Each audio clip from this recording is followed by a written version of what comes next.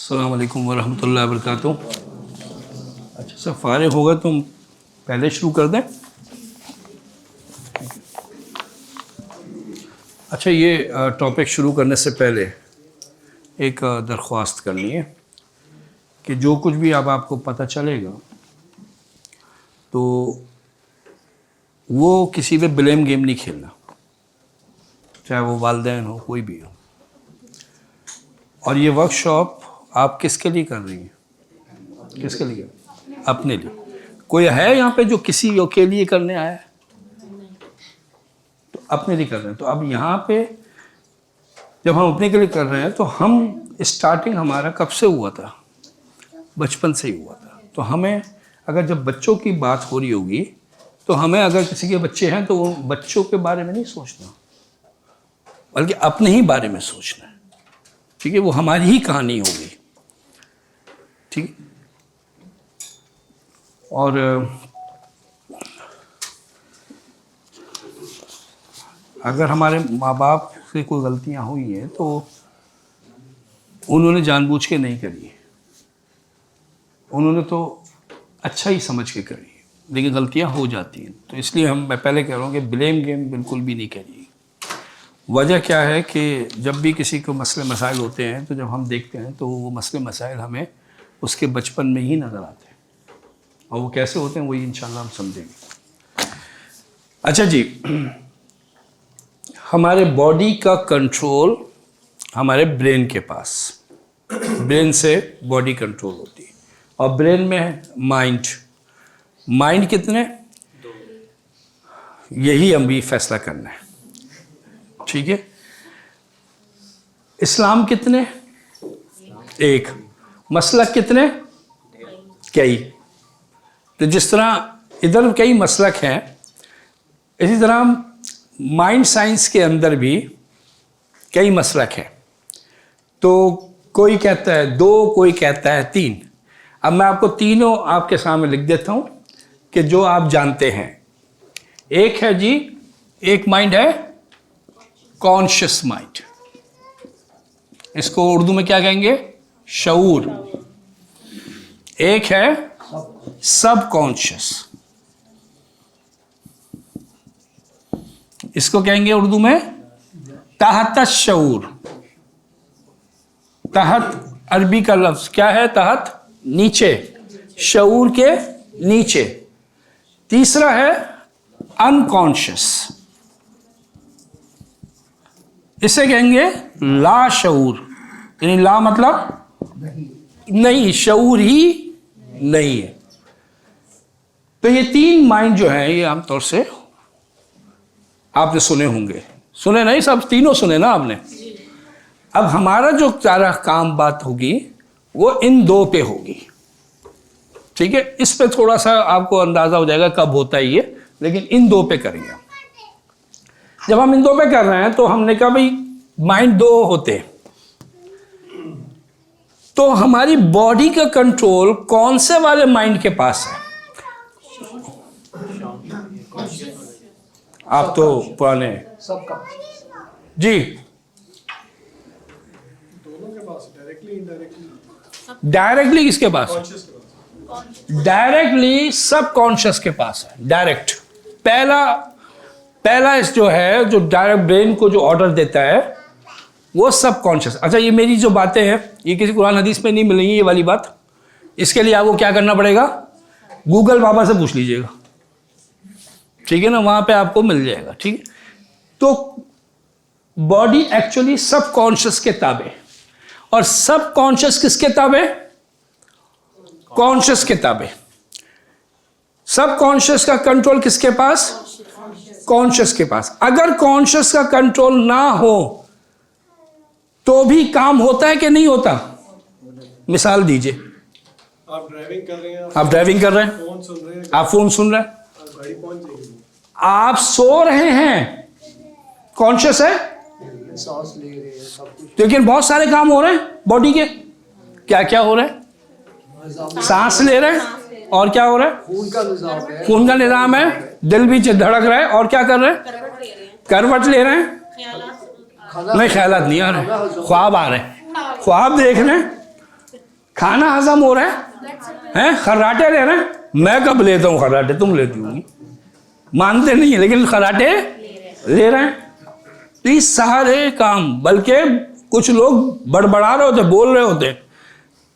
जब तक मोबाइल नहीं आया था तब तक जो बीवियां हैं वो कान लगा के सुनती थी क्या बोल रहे, किसके बारे में बोल रहे। अब नहीं सुनती। अब क्या है, सोने के बाद मोबाइल पर ले लेती, ठीक है ना, तो वो देख लेती, कहती क्या जरूरत है। तो अब ये बोल रहे हैं, कुछ लोग चलते भी हैं। तो ये सारे काम जो हो रहे हैं ये कौन कर रहा है? सब कॉन्शियस करवा रहे हैं, ठीक है। कॉन्शियस उस पर हमारे पास नहीं है। बात क्लियर है ये? अच्छा जी, अब इसकी दोनों की कुछ क्वालिटी समझ लें। आइए,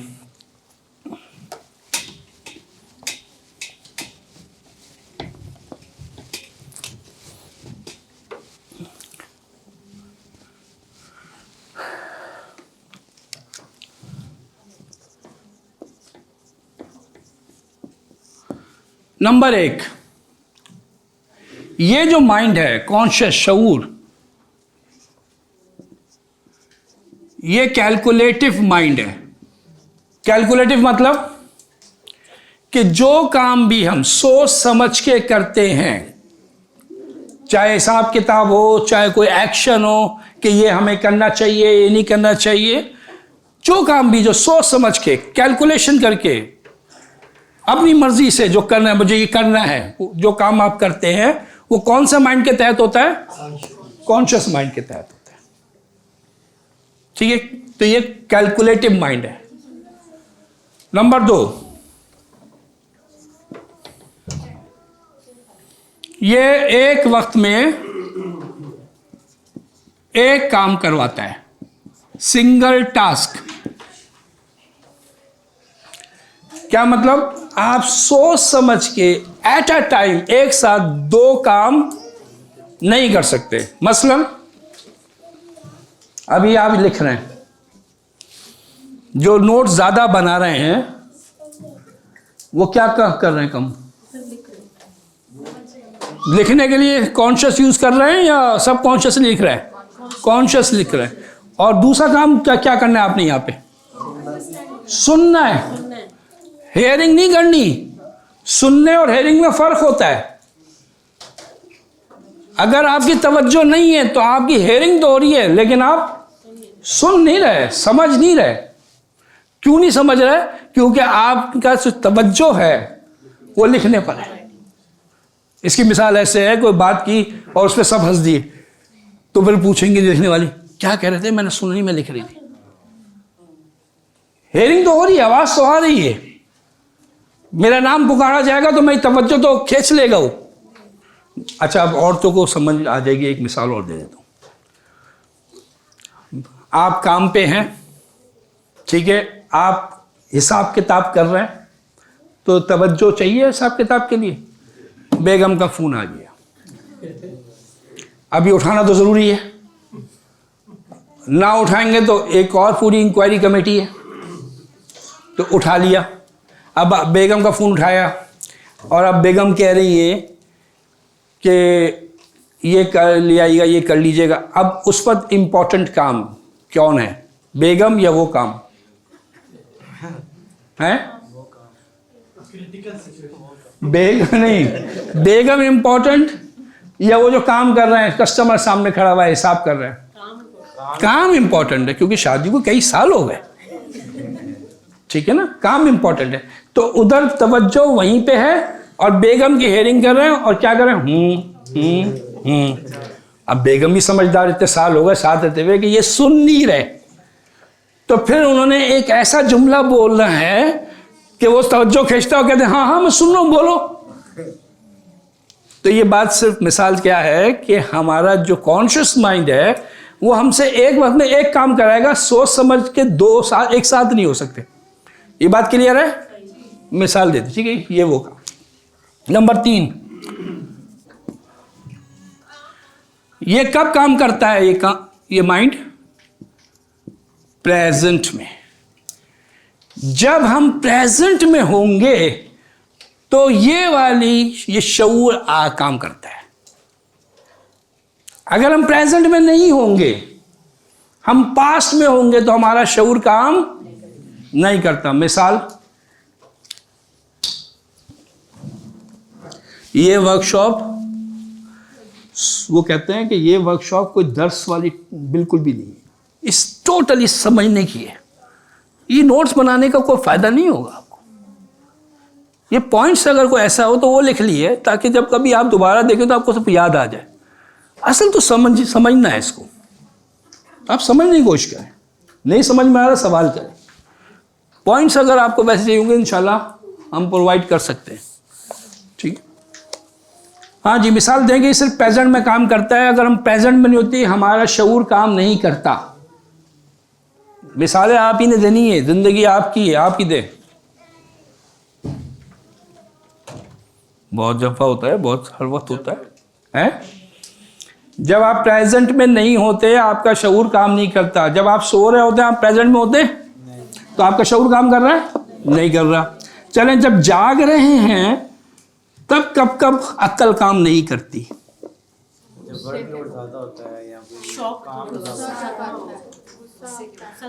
जब सदमा है, कोई इमोशन, हाई इमोशन स्टेट में है, अक्ल काम करती है?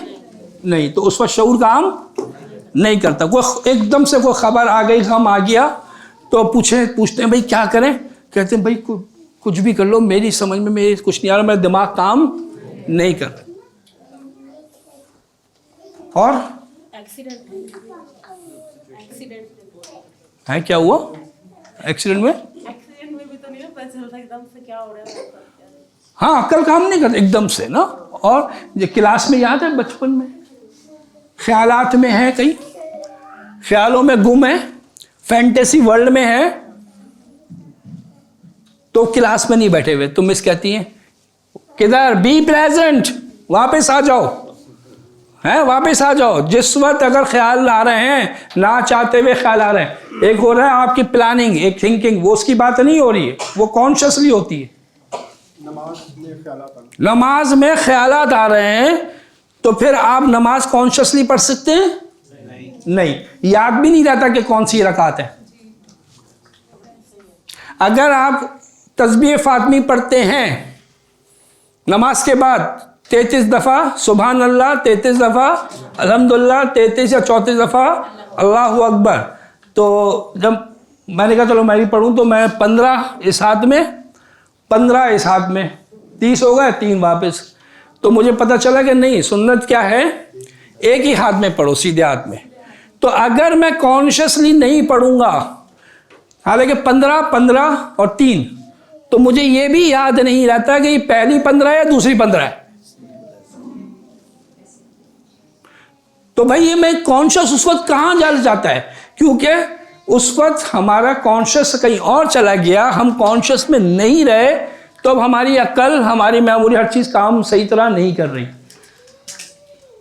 लेकिन हम काम कर रहे हैं, हम अनकॉन्शियस नहीं है, तो हम सारा कौन काम कर रहे हैं? सब कॉन्शियस काम कर रहे हैं। ये बात क्लियर है? तो 3 क्वालिटीज की हो गई। अब आइए जी, सब कॉन्शियस ताता शऊर की क्या क्वालिटी है?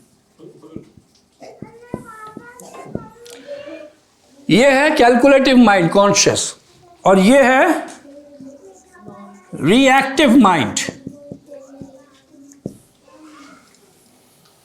ये रिएक्शन देता है, ये सही गलत को नहीं जानता, ये सिर्फ रिएक्ट करता है बिना सोचे समझे। हम जो रिएक्शन करते हैं, देते हैं, और रिएक्शन में क्या क्या आता है? एकदम से मुझे हंसी आ गई, ये हंसी क्या है? मुस्कुराहट आ गई। क्या आपने सोचा था कि मैं अगला जुमला जो बोलूंगा आप हंसेंगे, ताकि स्पीकर आए दूर से, जरा इनको भी तरह कि हम एंजॉय कर रहे हैं? कोई प्लान नहीं होता ना, फिर भी हंसी निकलती है। तो ये जो हंसी निकल गई है, हंसी आ गई, मुस्कुराहट आ गई, ये क्या है? ये रिएक्शन है। एकदम से गम हो गया, एकदम से बुरा लग गया, एकदम से गुस्सा आ गया, इज नॉट प्लान, ऑटोमेटिकली हो रही है। एकदम से जो है नफरत फील हो रही है, एकदम से बेजारी, बोरिंग, एकदम से खुशी, ये एकदम से सारे जज्बे जो एक्टिवेट हो जाते हैं हमारे, हमें फीलिंग आती है, ये सारे रिएक्शन है। और ये कहां से आ रहे हैं? सबकॉन्शियस आ रहे हैं। इसको मैं बिल्कुल डिफाइन करूंगा कि ये कैसे कैसे क्या कहाँ हमारी जिंदगी में असर डाल रहा है, लेकिन इसको आप बुनियादी तौर पर समझ लेंगे, ये सब जितने भी रिएक्शंस हैं वो सब कॉन्शियस से। ठीक है। नंबर 2, ये तो सिंगल टास्क है और ये मल्टीटास्क है, मल्टीटास्किंग कराता है। कैसे कराता है? हम एक साथ कई काम कर रहे हैं। मसलन मैं जो बोल रहा हूं, ये मैं कॉन्शियसली बोल रहा हूं या सब कॉन्शियसली बोल रहा हूं? कॉन्शियसली। लेकिन और साथ में मैं क्या काम कर रहा हूं? सांस ले रहा हूं, आई ब्लिंक कर रहा हूं, ये टैल लगा रहा हूं, चल रहा हूं, हाथ हिला रहा हूं, तो ये सब काम कौन करा रहा है? सब कॉन्शियस। और जब स्टार्टिंग में जो पहली वर्कशॉप हुई मैंने कराई, उसमें कौन लोग होते हैं? कौन लोग होंगे? घर वाले या ससुराल वाले? दामाद है, क्या करें, जाना पड़ेगा। और कौन आएगा? कोई भी नहीं आता। तो बाद में जब फीडबैक लिया तो मेरी बेगम कहने लगी, आप हाथ बहुत हिलाते हैं, कम हिलाया करें। अब मैं यहां खड़े होके तवज्जो में हाथ पे दूं तो क्या होगा? तो क्या होगा? खलल आएगा जो बोलने में खलल आएगा। मैं बोलने में मुझे मुश्किल पेश आएगी, क्योंकि मेरा कॉन्शियस जो है वो मेरी तवज्जो हाथ पे चली जाएगी। और इसकी मिसाल ऐसे, कौन कौन है जिन्होंने कभी स्पीच करी है और जिंदगी की वो पहली स्पीच याद है? किसको याद है पहली स्पीच? याद है? कितनी बड़ी लिखी थी? टाइम बताओ। किसी ने लिखी थी, उसको रट्टा मारा था, और सबसे ज्यादा किसको सुनाया था? आईने को नहीं सुनाया, आईने को सुनाया था। और घर में कोई नहीं बचा बड़ा जिसको नहीं सुनाया, सबको सुनाया। बहुत ज्यादा रिपीट करी, अजबर हो गई थी, कोई प्रॉब्लम नहीं हुआ था। फिर जब स्टेज पे गए, गायब। फिर उसके बाद जो 15-20 मिनट की स्पीच थी वो 5 मिनट की रह गई, और उसके बाद ऊपर से बीच में से जहां से जो कभी कुछ आ रहा, रब्त ही खत्म हो गया, रब्त भी नहीं रहा। बस करके जैसे ही नीचे उतरे सब याद आ गया। ये ऊपर हुआ क्या था जी? वो मेरे पास कॉन्फिडेंस नहीं है। कॉन्फिडेंस बाहर से कहीं से नहीं आता, ये अंदर से जाता है। हुआ क्या था? बताएं ना क्या हुआ था? हुआ क्या था? जज़ाकल्लाह। और चॉकलेट की तरफ नजर थी। मेरी तवज्जो ऑडियंस पे थी कि ये मुझे देख रहे हैं, मैं सही बोल रहा हूं, ये समझ में आ रहा है, ये कहीं बोर तो नहीं हो रहा है ना? ये मुझे गौर से देख रहे हैं, मेरे कपड़े तो सही है, कोई धब्बा तो नहीं लगा हुआ है, मतलब मेरे लुक सही, सब कुछ सही है। जब मेरी तवज्जो यहाँ पे होगी तो जो उठाना था, मेमोरी में जो पड़ा हुआ है, जो कॉन्शियस ने उठा के डिलीवर करना था, उसमें खलल आ गया तो मैं भूल गया।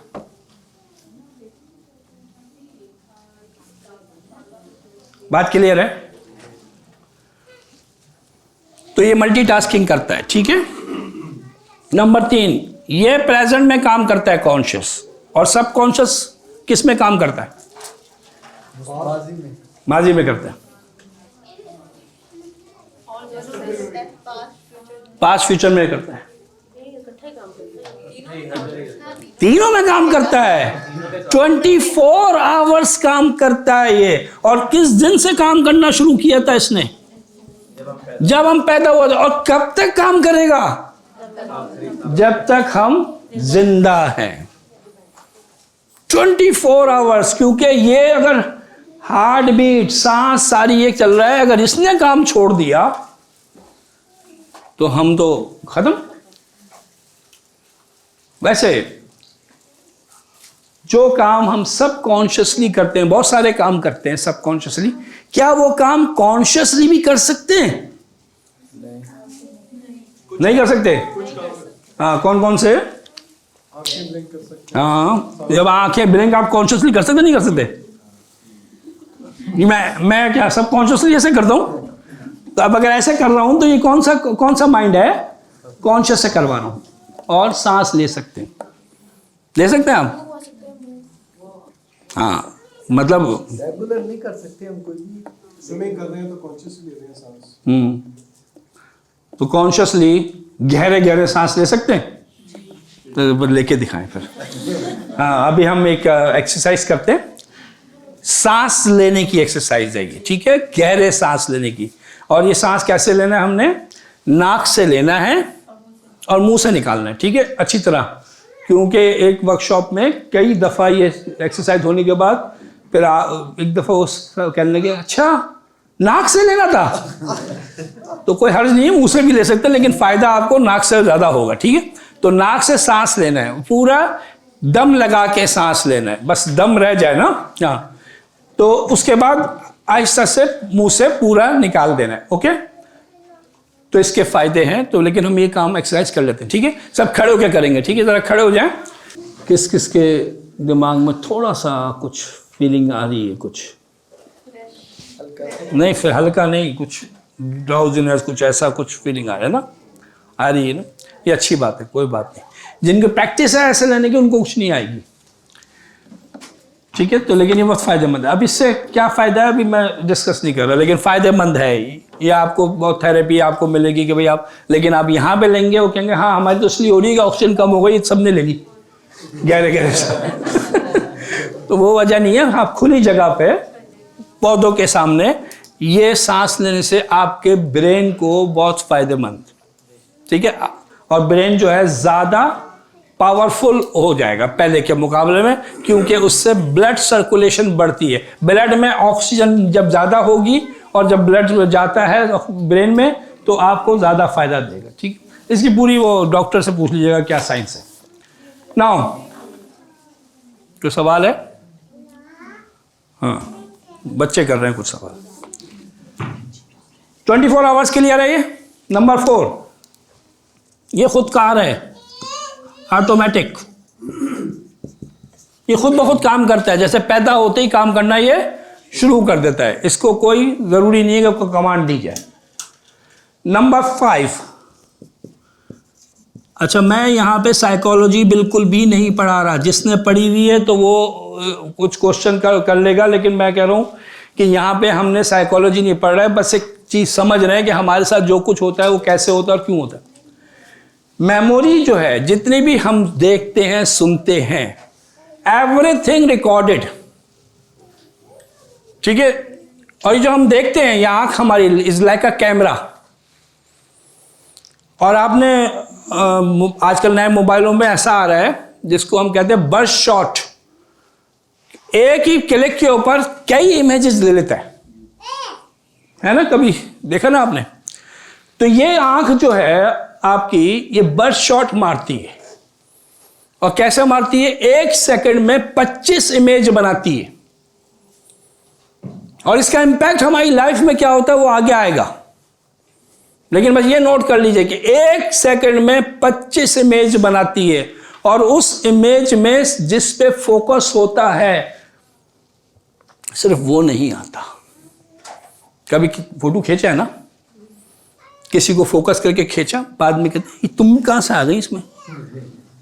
बैकग्राउंड भी तो आता है ना? ये सब चीजें भी तो कैप्चर करते हैं ना। तो जब हम देख रहे हैं, मैं आपको देख रहा हूं, तो मैं सिर्फ आपको कैप्चर नहीं कर रहा हूं, ये पीछे पूरा बैकग्राउंड और साथ में ये भी आ रहे हैं उसमें। ये ज़हन में रखिएगा, ठीक है? मैं सारी मेमोरीज भी इसमें होती हैं। अब असल सवाल क्या है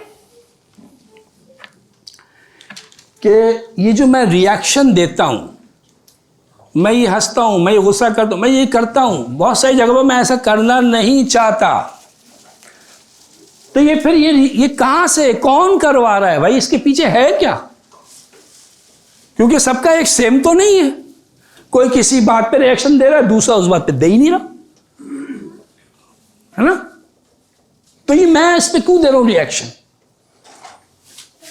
मैं तो करना नहीं चाहता, ऐसा रिएक्शन देना नहीं चाहता। मैं यहां रोना नहीं चाहता, मुझे रोना आता है। मैं यहां हंसना नहीं चाहता, है भाई, सांस लेना कोई हंसने की बात है, लेकिन किसी को हंसी आ रही है।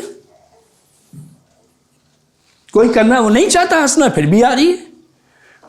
कोई वो जो है वो मतलब कहता है भाई ला तजस्सुस, हदीस मैंने पढ़ी है, लेकिन फिर भी तजस्सुस हो रहा है मुझे। ऐसा क्यों हो रहा है? मैं नहीं चाहता बोलना, मैं नहीं बोलूंगी, आइंदा मैं नहीं बोलूंगी। फिर मैं तुमसे चुप नहीं रहती, तुम सब समझा समझा के थक गए, चुप रहा करो, चुप रहा करो, नहीं चुप रहा जाता। और किसी को कहा जाता है कि बोलो, वो कहते हाँ बोलूंगी, लेकिन जब बात आता है आवाज नहीं निकलती। ये सारे जो हो रहा है मेरे साथ, ये हो तो यहां से रहे, लेकिन इसमें है क्या, यही समझना है। तो सब कॉन्शियस को अब हम ये समझेंगे कि ये हमारा कैसे वर्क करता है, ये जो रिएक्शन आ रहे हैं, सब आ रहे हैं, कैसे आ रहे हैं। इसमें 3 चीजें हैं जी। नंबर 1 फितरत, जिसे हम कहते हैं नेचर। नंबर 2 नजरिया, जिसको इंग्लिश में कहते हैं बिलीफ। नंबर 3 आदत, इंग्लिश में इसको कहते हैं हैबिट। ये 3 चीजों की वजह से हम रिएक्ट कर रहे होते हैं, ठीक है।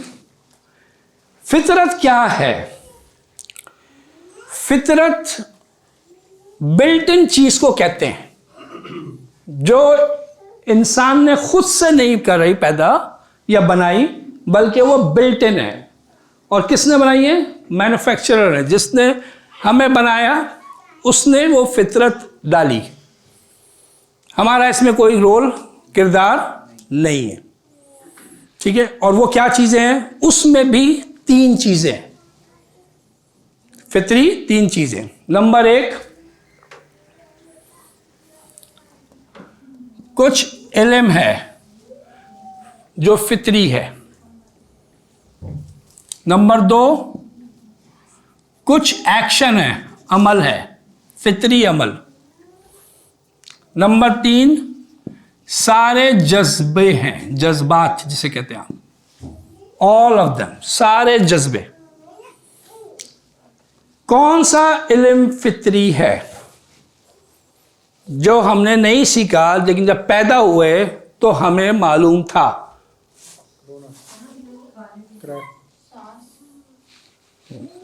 अब सांस तो एक्शन है, सांस एक्शन है, खाना पीना एक्शन है, एक्शन। इल्म क्या है? ये मेरी माँ है ये हिस्सा है। देखें, एक इल्म, एक दलील मैं आपको दूं। हम कब पैदा हुए? हम कब पैदा हुए? आप हैं कौन वैसे? जो अभी 3 बातें हुई थी, ये सवाल को मतलब बीच में से रह रहे हैं, क्योंकि मैं ज़रा शॉर्ट करके चल रहा हूँ, वरना मैं अगर तफसील से करता तो वो चीज़ें इंशाल्लाह लेके चलता, लेकिन फिर भी बीच में आ रही है बात अभी। हम हैं कौन? जब वो जिस्म, रूह और जहन में से हम कौन है? असल में मैं कौन? इन तीनों में से कौन हूँ मैं? रूह। हाँ बिल्कुल, हम एक्चुअल कहाँ? चॉकलेट नान नहीं खाया क्या? हाँ, मैं रूह हूं। क्यों मैं रूह हूं? देखिए, मेरा ये जिस्म है, मैं मर जाऊंगा, रूह निकल जाएगी, जिस्म क्या होगा? खत्म, मिट्टी। तो क्या मैं खत्म?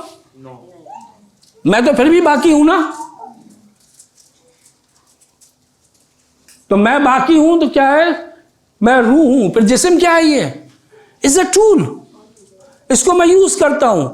और ये जन्नत में यही जिस्म हो, मैं तो नहीं चाहता ऐसा जिस्म, इसमें इतने सारे डेंट शेंट पड़े। और जन्नत में क्या क्या होगा, जिस्म कैसा होगा और क्या क्या होगा, वो इंशाल्लाह पार्ट 2 कभी हम करेंगे। तो ये है पूरी डिटेल कि भाई क्या होगा। जैसे अभी बता दूं मैं, ये दाढ़ी मूछें हैं यहाँ पर रखनी पड़ती हैं, जन्नत में दाढ़ी मूछें हैं नहीं है, और भी बहुत कुछ है। तो ये जिस्म तो नहीं होगा ऐसा, ना ये कद ना ये काठ, ठीक है ना। तो मैं एक रूह हूं। अब ये रूह मैं कब पैदा हुआ, आलम रूह में। कब, जब अल्लाह ताला ने हजरत आदम अलैहिस्सलाम की पीठ से सारी रूहों को निकाला। और क्या लिया था, हाँ जी वो निकालिएगा आयत। और जब आपके रब ने औलाद आदम की निकाला औलाद को, और उनसे उन्हीं के मुतालिक इकरार लिया कि क्या मैं तुम्हारा रब नहीं हूं, तो सब ने जवाब दिया क्यों नहीं, हम सब गवाह बनते हैं, ताकि तुम लोग क़यामत के रोज यूं ना कहो कि हम तो इससे महज बेखबर थे। ये इल्म है कि नहीं है? आप में से किसको याद है कि ये मैंने इकरार लिया था?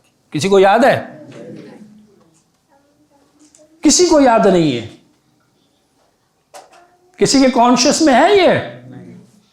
तो ये कहां है ये इल्म? सब कॉन्शियस में, फितरत में।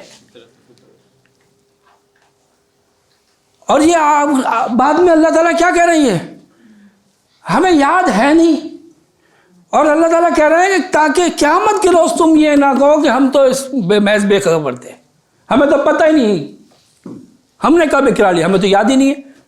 अब आप मुझे बताइए, आपका बच्चे ने कोई हरकत करी और आपने उसको डांटा या एक लगाया और कहा कि मैं तुम्हें मना किया था ये काम कभी नहीं करना, फिर तुमने क्यों किया? तो बच्चा पूछेगा अबू आपने कब मना किया? तो मैं कहूं कि जब तुम 2 दिन के थे ना, मैं तुम्हारे कोर्ट के पास आया था और मैंने तुम्हें कहा था कुछ भी हो जाए जिंदगी में ये काम नहीं करना, तो क्यों करा? तो वो तो कुछ बोले ना बोले, आप लोग क्या कहेंगे, ये किसको बुला लिया, ये मौलवी साहब तो सटिया आ गए। उनको बात है, बच्चे को याद तो नहीं है कि ये बात कही थी। आप हुज्जत कैसे पूरी कर रहे हैं? ये कैसे हुज्जत है जब उसको याद नहीं है? तो हमें तो याद ही नहीं है, किसी इंसान को याद नहीं है, फिर ये हुज्जत कैसे बन रही है हमारे ऊपर कि हम क़यामत के रोज ही नहीं कहें? ये सवाल है, ये सवाल लिख लें और आगे चलेंगे तो जवाब आपसे लूंगा कि ये हुज्जत कैसे बनती है।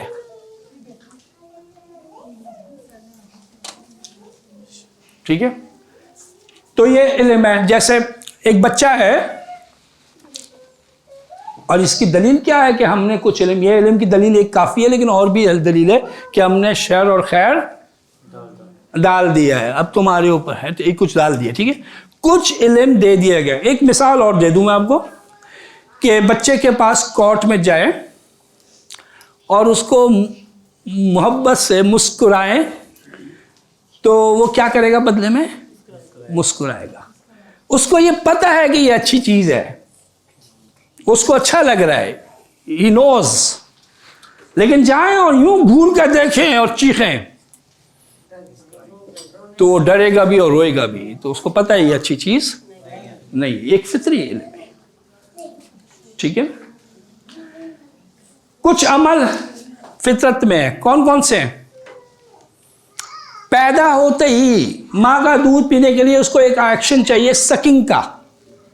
ठीक है, सक करना, फीडर पीने के लिए सक करना उसको किसी ने सिखाया नहीं है, वो खुद ही करता है, ये एक अमल है। ठीक है, और कौन सा अमल है? रोना। ठीक है, सोना। ठीक है, और भी कुछ अमल हैं कि जो कि अगर किसी ने कुछ काटा तो ऑटोमेटिकली हाथ जाएगा, ये भी फितरी है। तो कुछ एक्शन जो है वो फितरत में, जिसको हमने सीखा नहीं है। जज्बे, सारे जज्बे। अच्छा, जज्बों की लिस्ट देख लें, ये बहुत अहम है। जज्बे जी, सर जज्बे कौन कौन से? खुशी, गम, जज्बों में। अच्छा जी, सोना, सोना क्या है? अमल है। रोना, मोहब्बत, गम, खौफ, गुस्सा, नफरत, हसद, कीना, दर्द, जज्बा, तजस्सुस, भूख, नींद, जज्बा है। अमल उसका सोना है, नींद एक जज्बा है। अमल जिनसी ख्वाहिश, जज्बा, और भी बहुत है। जितने भी जज्बे आप जानते हैं, इस सारे जज्बे हमारे पास हैं। और अल्लाह ताला ने और अल्लाह के रसूल ने किसी एक जज्बे के बारे में नहीं कहा कि ये ख़त्म कर दो जज्बा। अगर आपके पास कोई हो तो बताइए, किसी एक जज्बे के बारे में कहा हो कि ये ख़त्म कर दो। अल्लाह के नबी गुस्सा नहीं करते थे। और नहीं, वो पहुंचाने नहीं, गुस्सा जज्बा तो है, आता था उनको, नहीं आता था। ख़त्म तो नहीं करा ना, किसी को भी नहीं कहा। ये कहा है कि गुस्सा ना करो। वो है ना, अल्लाह के नबी ने एक हदीस में फरमाया कि कौन सा गुस्सा अच्छा और कौन सा गुस्सा बुरा है। गुस्सा कितने किस्म के होते हैं?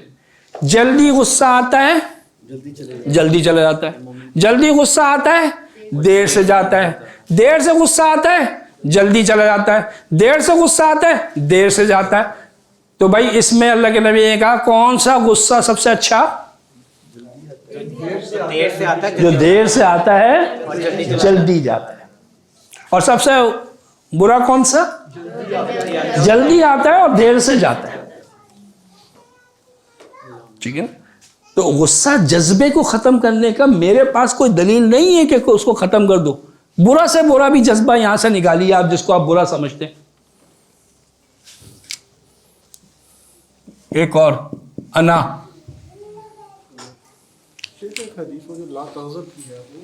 ला तगज़ब का मुराद है कि वो देखिए उसके पीछे बैकग्राउंड है ना, कि वो जो साबित है बहुत ज्यादा गुस्सा करते थे। तो गुस्सा ना करो, गुस्सा आना और गुस्सा करना ये दोनों अलग अलग चीजें। गुस्से को पी जाना कुरान में है ना, तो गुस्सा आना एक अलग चीज है। कहाँ आना, मैं आपको वही बता रहा हूं। किसी भी जज्बे को खत्म नहीं करने को कहा गया, बल्कि क्या कहा गया है? इन सारे जज्बों को क्या करो, कैसे करो, कंट्रोल करने का क्या तरीका है। सब जज्बों को इस्तेमाल करने को कहा है, लेकिन कहां इस्तेमाल करना है वो सही जगह है जहां के कहा गया है कि यहां इस्तेमाल आप कर सकते हो। और अगर वहां नहीं करोगे तो दूसरी जगह करोगे, वो गलत है। हाँ, लेकिन एक बात मैं और बता दूं, जहां पे कहा गया है इस्तेमाल करने को, अगर हम वहां नहीं करते तो लाजमन वहां इस्तेमाल होगा जहां नहीं करना चाहिए। मिसाल के तौर पर कीना, नफरत, कहां इस्तेमाल करें? कहां कहा गया है कि इस्तेमाल करो? उससे पहले आमतौर से नफरत, कीना जो है ना, किसके लिए होता है? दुश्मन के लिए। दुश्मन के लिए होता नहीं होता? तो क्या कहा है अल्लाह ताला ने?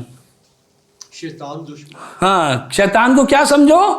दुश्मन। और दुश्मनी उस जज्बे को बढ़ाना के लिए अल्लाह ताला ने एक और बात कही है। अगर आज किसी को कहा जाए कि तुम ये जिससे रिश्ता कर रहे हो, तुम ये जिससे कारोबार कर रहे हो, तुम ये जिसका नौकरी कर रहे हो, जिससे तुम दोस्ती कर रहे हो, तुम्हें मालूम है इसने क्या किया? इसके बाप ने क्या किया? इसने तुम्हारे माँ बाप को कपड़े उतार के घर से बाहर निकाल के पूरे जो है ना मोहल्ले में करा था, तो कोई गैरतमंद आदमी उससे को ताल्लुक रखना पसंद करेगा? तो अल्लाह ताला ने यही कहा है कि ये वो है जिससे तुम्हारे माँ बाप के कपड़े उतरवा दिए और उन्हें उनके घर से जन्नत से निकलवाया, शैतान, ताकि तुम्हारे अंदर ये इसके लिए नफरत की ना पैदा हो। तो आज अगर मेरे दिल में जहां जहां कहा गया है उसके लिए फीलिंग नहीं आ रही नफरत की, तो क्या होगा? ये वहां यूज होगा जहां बिल्कुल नहीं होना चाहिए, कि जहां पे मुसलमानों के खिलाफ होना चाहिए, बहन भाइयों के साथ होना चाहिए, ससुराली रिश्तेदारों के साथ होना चाहिए, फिर वहां हो जाएगा। और ये हम जानबूझ के बिल्कुल भी नहीं करते। कोई एक भी नहीं है कि जो कहता है कि मैं अपने माँ से, मैं बच्चियों से पूछता हूँ एक सवाल और लड़कों से पूछता हूँ उसी तरह दूसरा सवाल। जो टीनेजर्स बच्चियाँ होती ना, कभी सेशन होता है समर कैंप में, आमतौर से होता है, वो उसी वक्त आती हैं टीनेजर्स 17-18 साल की। तो मैं एक सवाल करता हूँ कि कौन कौन ये समझता है कि हमारी माँ हमसे मोहब्बत नहीं करती? तो कई हाथ उठ जाते हैं, पूरे नहीं उठते। फिर मैं कहता हूँ सवाल बदलता हूँ, कौन कौन ये समझता है कि हमारी माँ हमसे ज़्यादा हमारे भाइयों से मोहब्बत करती है? तो सारे हाथ उठ जाते हैं।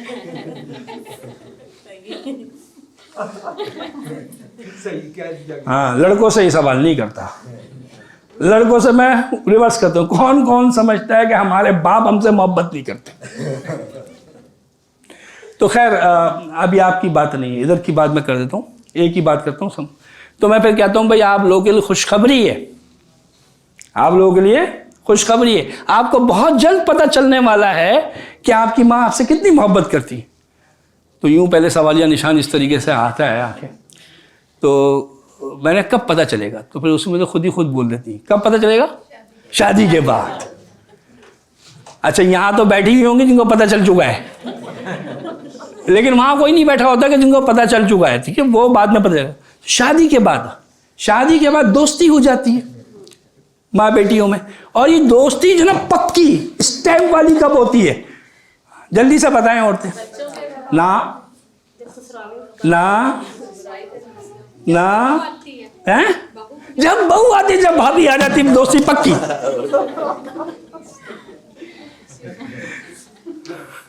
हाँ, ये देखिए, कोई चीज़ भी 100% नहीं है। अब मैं कोई बात कर रहा हूँ, इसका मतलब ये तो नहीं है कि हर जगह यही होता है। हर जगह की बात नहीं हो रही है। जो चीज़ गालिब होती ना, परसेंटेज 60-70 पे चली गई, अब आप इसको कहते हैं हाँ भाई इस शहर में ऐसा होता है, इस बिरादरी में ऐसा होता है, इस खानदान में ऐसा होता है, तो उस पर मेजॉरिटी के ऊपर जाता है। ठीक है, आइए, तो हम क्या बात थी? अच्छा, मैं एक और आपसे रिक्वेस्ट करना चाहूँगा कि आप में से कोरोना किस किस को हुआ था? माशाल्लाह, औरतें बड़ी इम्यून सिस्टम देखें आप, जाके यकीन करें आप, माशाल्लाह, हाथ ही नहीं उठ रहे ना वहाँ पे। तो ये कोरोना के साइड इफ़ेक्ट में कई साइड इफ़ेक्ट है, और मुझे अब 2-3 साल हो गए, पुराने हो गए तो, लेकिन एक साइड इफ़ेक्ट अभी तक, 1-2 साइड इफ़ेक्ट चल रहे हैं मेरे। उसमें से एक मेमोरी का साइड इफ़ेक्ट है, ठीक है ना? हाँ, क्योंकि आज भी मैं ऐसे कई दफ़ा हुआ कि मैं हदीस सुना रहा हूँ, आधी हदीस सुनाई, उसके बाद सेशन खत्म हुआ, मैं पूरी हदीस सुनाई नहीं, भूल गया। तो कोई बात है, कोई पॉइंट है, फिर मैं भूल जाता हूँ। तो आप लोगों के लिए है कि देखिए जी, आपने नैप सुना है? नैप का मतलब क्या है? नैब, NAB, नेशनल अकाउंटेबिलिटी ब्यूरो, ठीक है ना? तो नहीं, आपने नैब नहीं सुना। वो जो है क्या है? कौमी एहतसाबी इदारा। तो एक होता है नैब, एक होता है सैब, और एक होता है वैब। नैब तो आप जानते हैं, सैब क्या है? सेल्फ अकाउंटेबिलिटी ब्यूरो, सेल्फ, खुद एहतसाबी। अगर ये नहीं होगा सैब, तो फिर ये नैब और वैब भी हो सकता है। और वैब क्या है? Wife accountability bureau. अगर खुद अपना एहतसाब नहीं करा तो बीवी ने तो करना ही है, ठीक है ना। तो आप इस पर जो है, मैं आप लोगों को कह रहा हूँ कि ज़रा ये ध्यान रखिएगा, तवज्जो रखिएगा। कोई पॉइंट है मैं इधर उधर हो गया और वो कंप्लीट नहीं हुआ, तो आप हमें उसको याद दिलाइएगा कि ये एक पॉइंट रह गया, ठीक है। बात क्लियर है? आइए, तो हम कहाँ थे? तो सारे जितने भी जज्बे हैं ना, ये सब हम में मौजूद हैं, ठीक है। और ये यूज कैसे होते हैं? वो यूज होते हैं हमारे नजरिए की बुनियाद पे, ठीक है। अब इसको पहले समझ लीजिए, नजरिया क्या है। व्हाट इज नजरिया? सिर्फ लफ्ज नजरिए को डिफाइन करें, क्या है नजरिया? नजरिया किसे कहते हैं? हमारा पॉइंट ऑफ व्यू। और नहीं, हमारी एक सोच, एक हमारी पॉइंट ऑफ व्यू, ठीक है। ये हमारा पॉइंट, मेरा पॉइंट ऑफ व्यू, ठीक है। इसमें गलत सही की बात नहीं हो रही अभी। अब नजरिया क्या है? भाई आज बड़ी गर्मी है, तो ये मेरी सोच है, ठीक है। इस्लाम एक सच्चा दीन है, ये क्या है? एक नजरिया। अभी सही गलत को छोड़ दें आप, लेकिन है नजरिया, ठीक है। मुसलमान जन्नत में जाएंगे, ये क्या है? अल्लाह के नबी आखिरी नबी है। काफिर सारे जहन्नुम में जाएंगे। क्या बोला आपने? नहीं, कुछ और भी बात बोली थी, लफ्ज कुछ बोला नहीं, ऐसे नजरिया ही, ठीक है। फिर हजरत ईसा अलैहिस्सलाम अल्लाह के बेटे हैं, ये क्या है? नजरिया। नहीं, वो अल्लाह के नबी हैं, दोबारा आएंगे, ठीक है। और लाहौरिये जो होते हैं ना, लाहौरिये बहुत अक्लमंद होते हैं। भाई नहीं, फिर आ गया आप नजरिया। वो आपकी प्रेडिक्शन कर रहे हैं ना।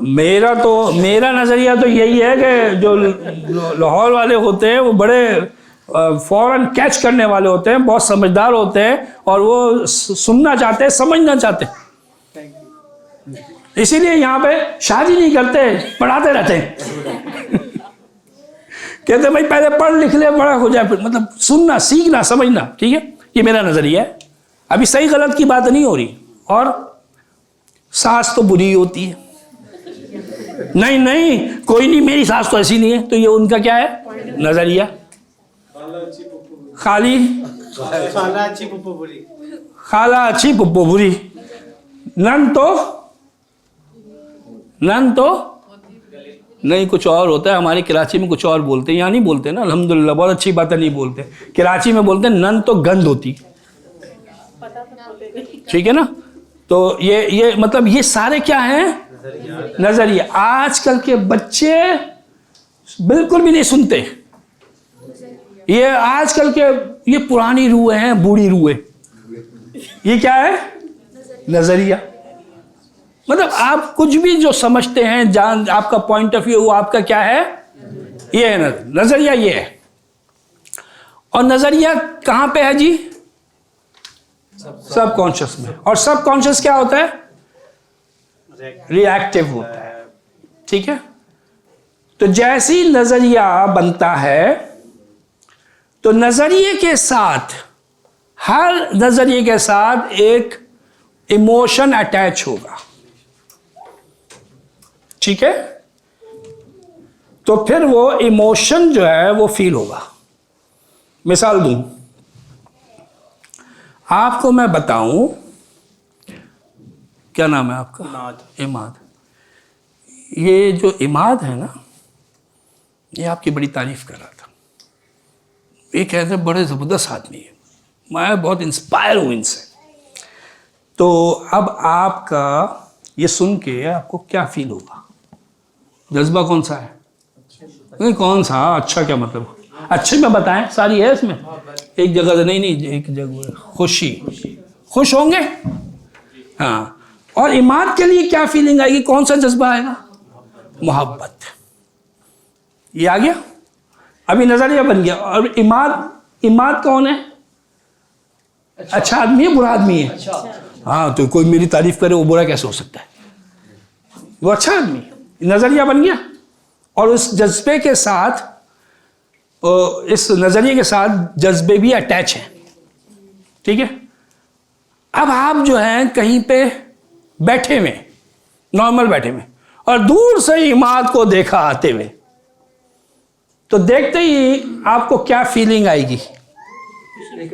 फीलिंग खुशी की आएगी, उनसियत की आएगी।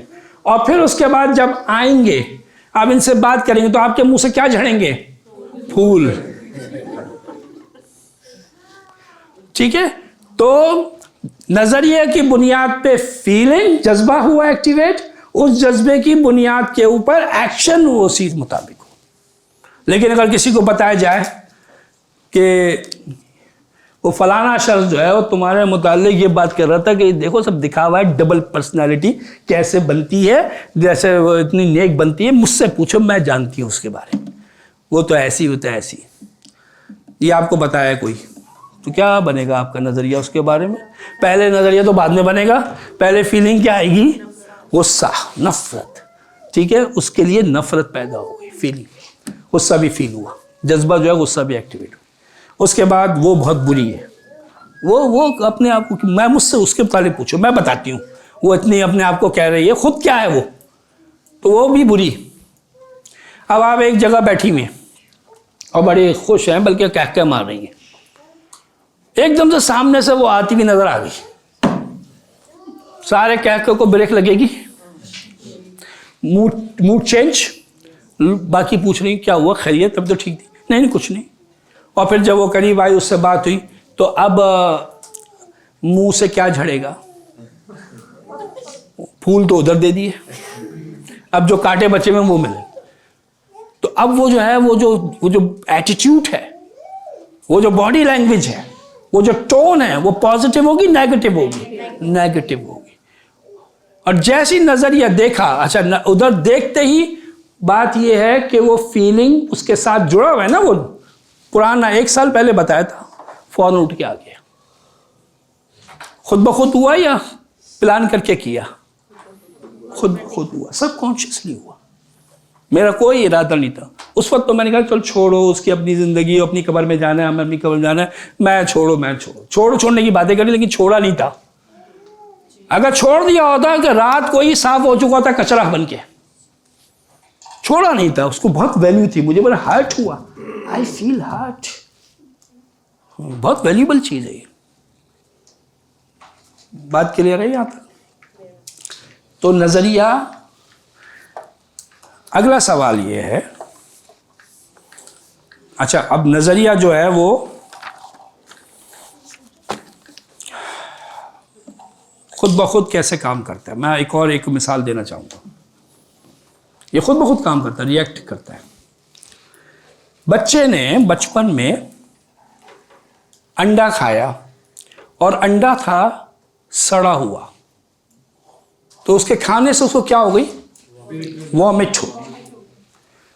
ठीक है, वॉमिट हुई, जाहिर बात है, उसको पहले वो मतली हुई, उसको हजम क्या, उसको वो फील ही खराब, कराहत हुई। अब तो उसका नजरिया क्या बन गया कि अंडा खाने से मुझे वॉमिट होती है, मेरी तबीयत खराब होती है। अब इसका ये बिलीव बन गया, अब वो सारी जिंदगी अंडा नहीं खाता, और जब पूछोगे अंडा खा लो तो कहता है कि मुझे उससे क्या है, एलर्जी है। उसको याद नहीं है कि जो ये वॉमिट हुई थी वो तो बचपन में हुई थी, बिल्कुल बड़ा हो गया है, अंडा नहीं खा रहा, और एलर्जी है। अब एलर्जी तो मेडिकल में होती टर्म्स है, ये एलर्जी नहीं है। अगर हम इसको एलर्जी मान लें तो भाई खाने से होती ना एलर्जी, अंदर जाएगा, खून में होगा तब होगी ना। वो तो अंडे को देखता है तो उसको मतली शुरू हो जाती है, देखने से क्यों हो रही है? देखने से क्यों हो रही है? अच्छा देखने को छोड़ो, आप उसके सामने से अंडे की बातें करना शुरू कर दो, वो कहे कोई और बात करो, मुझे घबराहट सी हो रही है। क्यों उसको घबराहट हो रही है? क्यों देखने से मतली हो रही है? वो उल्टी भी कर देगा, क्योंकि उसका जब नजरिया बना हुआ है उसके साथ वो एक्शन और वो इमोशन अटैच है उस नजरिए के साथ। तो जैसे ही वो देखा उसने, उसकी बातें हुई, तो वो फीलिंग उठ के आएगी, वो एक्शन भी हो जाएगा। जी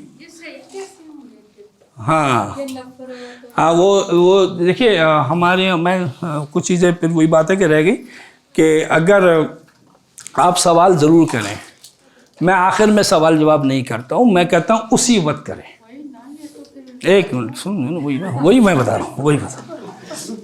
तो कुछ सवाल आप करेंगी तो मैं आपको उसी वक्त जवाब दे दूंगा। कुछ सवाल के जवाब हैं जो आगे आ रहे हैं, तो उसके लिए मैं यूँ इशारा कर दूंगा। क्या मतलब? आगे आ रहा है, आप क्या करें? आप क्या करें? सबर। ठीक है, तो ये जो आपने सवाल किया ना, ठीक है, अभी तो ये उस तरह पहुंचे ही नहीं है कि ये हुआ कैसे था मेरे साथ। ये जो अब जो मैं भुगत रही हूं, पहले वो तो समझ लें, सॉल्यूशन तो बात की बात है। अच्छा जी, हम कहाँ थे?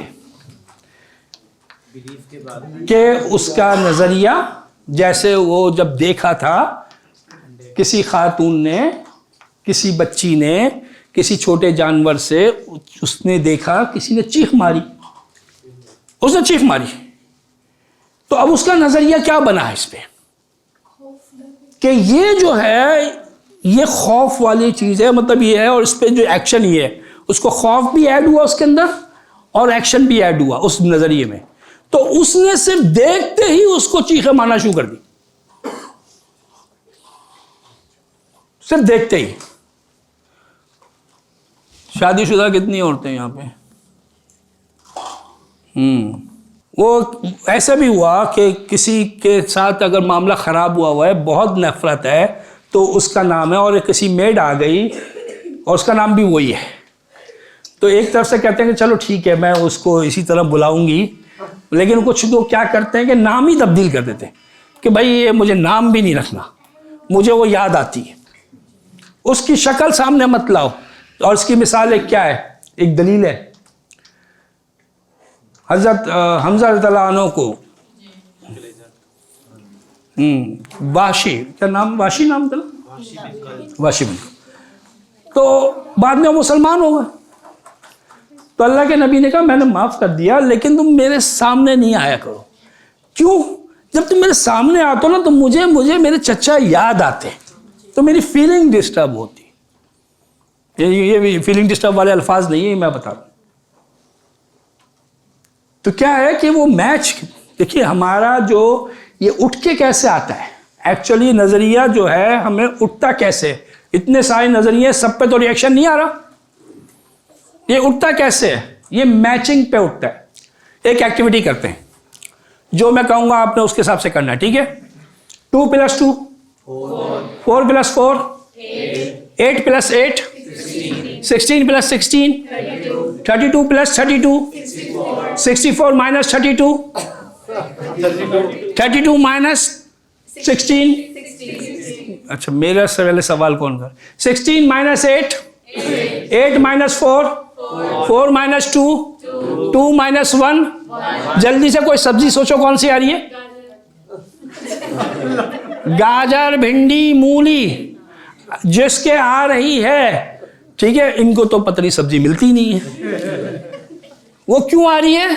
Because of 1। आखिर में 1 था, और मैंने कहा तेजी से सोचो, जल्दी से सोचो। इसका मतलब है कॉन्शियस को बाईपास करो और उठा के लेके आओ। तो अंदर से कौन सी चीज उठा के लाएगा?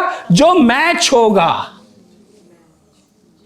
मैचिंग से उठती यही चीजें हमारी जिंदगी में। जब मैच होगा, जब माजी से कोई चीज मैच होगी, वो उठ के आएगा, वो नजरिया उठ के आएगा, उसके साथ जुड़ी हुई फीलिंग उठ के आएंगी, वो एक्शन उठ के आएगा।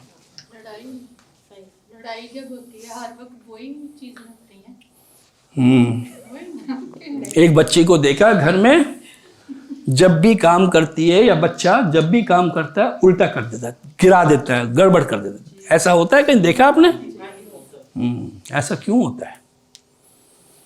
बच्चियां कहती हैं मैं अपने घर में खाना पकाती हूँ, सही पकता है, ससुराल में पता नहीं क्या हो जाता है। हाँ, वो बता रहा हूं मैं। हुआ क्या था, बचपन में एक दफा कोई चीज है वो गिर गई। हर एक से गिर सकती है, नहीं गिर सकती? गिर सकती है, नुकसान हो गया, ठीक है। अब उससे गिर गई। तो जैसी गिरी, अम्मा ने क्या किया, अरे देख के नहीं चलती हो, अंधी हो गई हो, हाय हाय मेरा जहेज का सेट या जो भी था इतना कीमती, इस जोर से डांटा, अब्बा ने डांटा, कुछ बेटे को बच्चे को डांटा जोर से। जैसी डांटा तो वो उसके अंदर फीलिंग क्या पैदा हुई, खौफ और नजरिया, मैं सही तरह काम नहीं करा, मैं अंधा, मैं ये मैं वो, और साथ में एक्शन भी। एक्शन क्या था, हाथ से छूटना। ये तीनों चीजें रिकॉर्ड हो गई,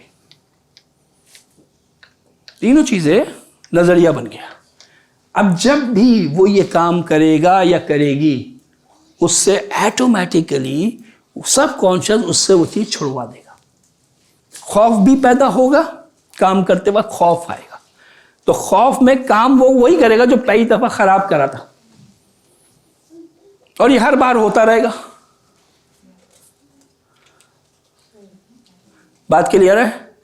ये नजरिया चलता कैसे है, अभी और आगे आते हैं, लेकिन पहले ये समझ लें कि भाई ये नजरिया जो है ये बनता कैसे है, किससे बनता है, कैसे बनता है। ये नजरिया इल्म से बनता है, ये उर्दू वाला इल्म है, ठीक है। इल्म को क्या कहते हैं, जानने से। ये हम इल्म से बनाते हैं। आप आगे तो नहीं बढ़ रहे मेरे, क्या है, मैं तो कुछ समझ में नहीं आ रहा है क्या हो रहा है। हाँ, इसको आप बी कर दें, ब्लैंक कर दें, वरना लोगों की इधर तवज्जो रहेगी, ठीक है। बी दबा दें आप, ब्लैंक स्क्रीन हो जाएगी। ओके, तो वो बनता है इल्म से, और हम जो कुछ भी जानते हैं वो हमारा बिलीफ बनता है इस तरीके से। लेकिन ये इल्म कैसे आता है हमारे पास, किससे आता है? एक्सपीरियंस। हाँ, देखने से नहीं, सिर्फ देखने से नहीं आता, 5 सेंसेस से। हाँ जी, 5 सेंसेस कौन से हैं दिखाइए। 5 सेंसेस कौन से हैं? देखना, सुनना, टेस्ट चखना, टच और स्मेल सूंघने से। हम जो कुछ भी जानते हैं इस जो एक्सटर्नल वर्ल्ड से कनेक्ट हैं, वो अपने हिस्सों के जरिए हैं, सेंसेस के जरिए। अगर ये सेंसेस ही ना हो तो सिर्फ हमारे पास क्या रह जाए, सिर्फ और सिर्फ हमारे पास फितरी चीजें रह जाएंगी, बाकी कुछ नहीं होगा। आपको मालूम है ना कि जो लोग बहरे होते हैं पैदाइशी, वो गूंगे होते हैं, हालांकि उनके पास आवाज है, उनकी आवाज निकालते हैं वो क्यों गूंगे होते हैं? क्योंकि उन्होंने जब कुछ सुना ही नहीं तो बोलेंगे कैसे? तो जो कुछ भी हम बोल रहे हैं हमने कहीं ना कहीं सुना है। अगर गाली भी बोल रहे हैं तो सुनी है, और खाली अल्फाज की बात नहीं है। ये जो टोन है, ये भी टोन हमने सुनी होगी। हाई पिच है, लोग चीखते हैं बात करते हुए, तो उन पे भी कोई सुना होगा, चाहे उन पे चीखा हो या किसी और पे चीख रहा हो, ठीक है। जो कुछ रिकॉर्ड होगा वही डिलीवर होगा। बात समझ में आई?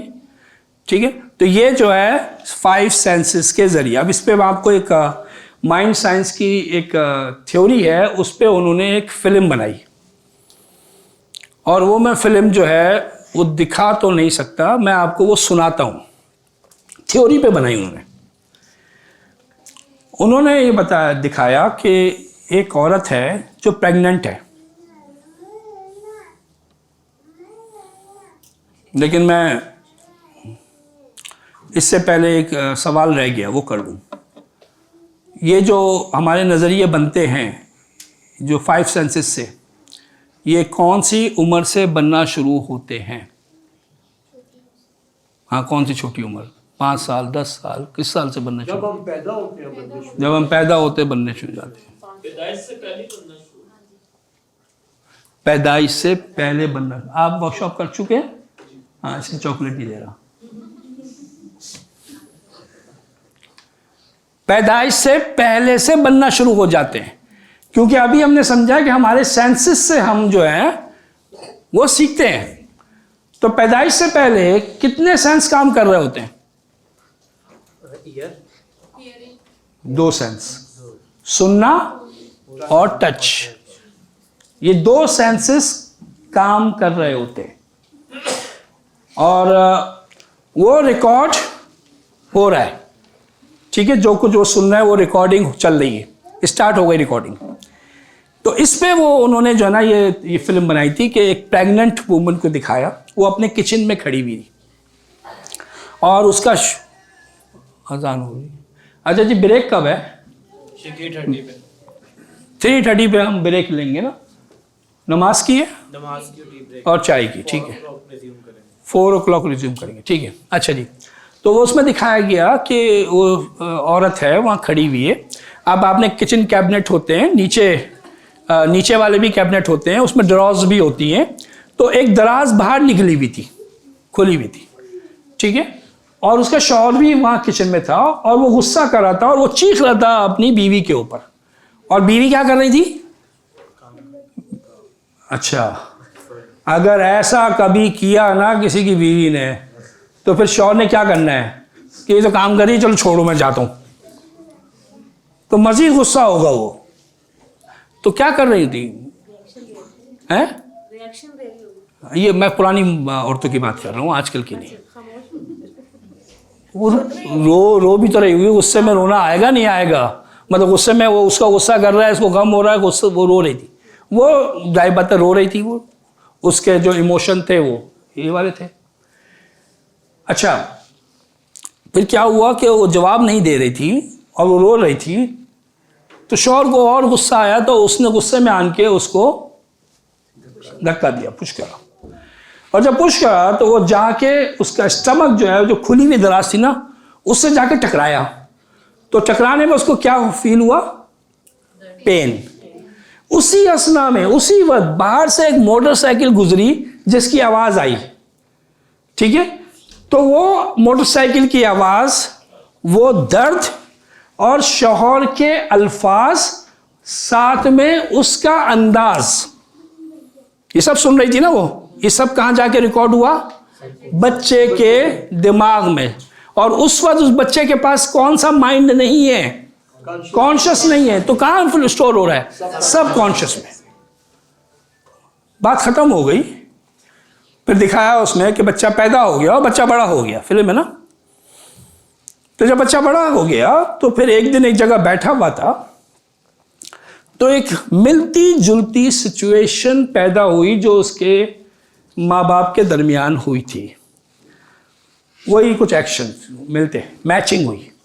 उसी असना में मोटरसाइकिल गुजरी, तो वो मोटरसाइकिल की आवाज और वो पूरी सिचुएशन मैच हुई। तो उसने बिल्कुल वही अल्फाज बोले, उसी अंदाज में जैसे उसके बाप ने उसकी मां को बोले थे उसके पैदा होने से पहले, जो उसने पैदा होने के बाद कभी नहीं सुने। तो क्या हुआ? वो सब कॉन्शियस में पड़ा हुआ था, वो ऑटोमेटिकली खुद ही निकला। उसको कॉन्शियस में नहीं है, याद नहीं है, लेकिन कर वो हो रहा है। और ऐसा कभी होता नहीं होता कि जब बच्चे कुछ बोलते हैं और कुछ करते हैं तो माँ कहती है बिल्कुल अपने बाप पे किया है, वैसे ही बोल रहे, वही अंदाज है। अब बाप को छोड़ दे, हाँ बच्चा हम पे जा रहा है। तो ये जीन का मसला नहीं है सिर्फ,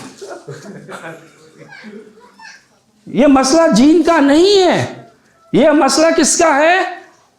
वो एनवायरनमेंट का है, उसमें जो उसने देखा सुना, जो कि याद भी नहीं है उसको। और इसके लिए एक वीडियो है कि जिसमें मैं आपको दिखाऊं कि बच्चे जो है जो सुनते हैं अंदर माँ के पेट में, उनका इम्पैक्ट आता है उस पर।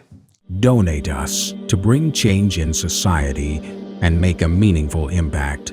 Account number 025-101-049-55861. Mizan Bank for international donation. Patreon.com/YouthMattersPK. Follow us to stay connected and see the difference you're making.